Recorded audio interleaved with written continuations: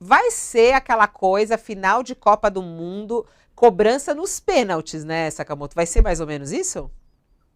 Vai ser. Se eu tivesse que chutar, eu acho que qualquer um dos candidatos ganharia. Eu não faço, não costumo fazer isso, mas eu estava conversando com alguns colegas também da área de estatística. Eu estava falando o seguinte: olha, se eu tivesse que fazer um chute, eu diria que a diferença entre eles, entre os candidatos, não importa o resultado, deve ser de meio ponto.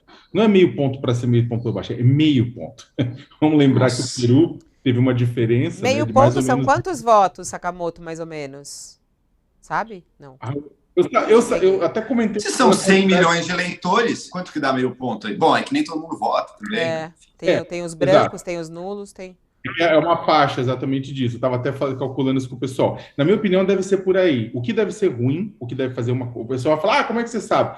Porque é uma eleição apertada, é uma eleição que tem alguns elementos, né? A gente está o Lula numericamente à frente, Bolsonaro no encalço dele, você tem uma situação, principalmente nos votos espontâneos de todas as pesquisas, que ela é mais próxima do que a votação dos votos, os votos totais e válidos, mas o espontâneo está bem mais próximo. Bolsonaro é conhecido por ter uma boa arrancada na reta final, mas o PT também, baseado no que aconteceu em 2014, teve também uma arrancada. Então, é uma eleição sui generis, é uma eleição em que os dois candidatos são extremamente conhecidos, nunca uma eleição os candidatos foram tão conhecidos, nunca numa eleição na Nova República foi tão fla-flu assim como está sendo agora, e por isso, e nunca o país esteve tão dividido nesse sentido, né, político, da opinião política. Então, deve chegar isso em cima da hora, deve ser, mesmo que a campanha termine oficialmente, vai continuar circulando informações nas redes sociais, mentira, chorume, para tentar mudar de voto na última hora. Agora,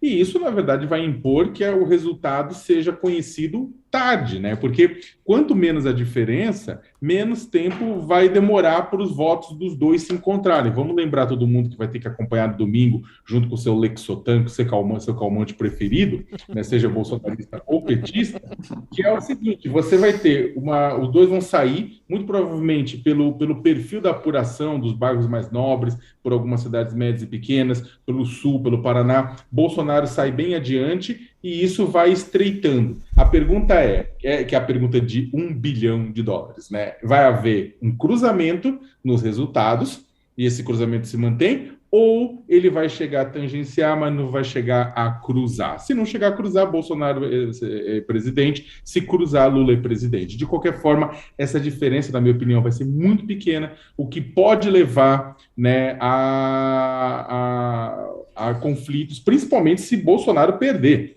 Né? Se Bolsonaro perder, teremos, na verdade, certamente um questionamento do resultado das urnas por parte do presidente.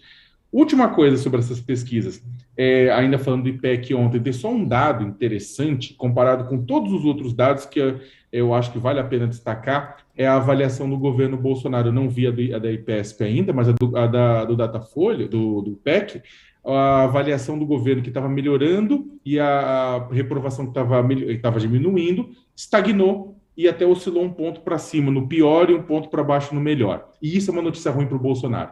Porque agora ele precisava o quê? Melhoria da percepção do governo dele, que num segundo momento vira voto. Gente, eu tô com um frio na barriga, sem brincadeira, assim, eu fico pensando o que que vai ser esse domingo, né? É um nervoso absurdo, assim, porque... Então, assim, tem várias, as pessoas estão analisando a Bolsonaro deve abrir na frente, na apuração, né, Sakamoto? Pela tua Uhum, experiência sim, aí. sim. O que que você ouviu? É o Sakamoto que fica perguntando para todo mundo, né? Se houver uma virada do Lula, vai ser com quantos por cento dos votos aí? Então, no pessoal, durante o primeiro turno, o pessoal do PT falava que com 70% dos votos virava, mais ou menos virou mais ou menos por aí mesmo, né? Na época da Dilma, com o Aécio, que determinou 52,48, virou lá pelas 7h30 da noite, né? É, Agora, a apuração esse ano começa antes, Esse porque as ano. urnas fecham em todo o Brasil às 5 da tarde, horário de Brasília. Nos outros anos, vamos lembrar, Tinha que o Brasil esperar. tem tem quatro fusos horários. Né, o fuso de Brasília, de Fernando de Noronha, de uma parte grande do centro-oeste e do norte, e um pedacinho do Acre o Acre e o Amazonas.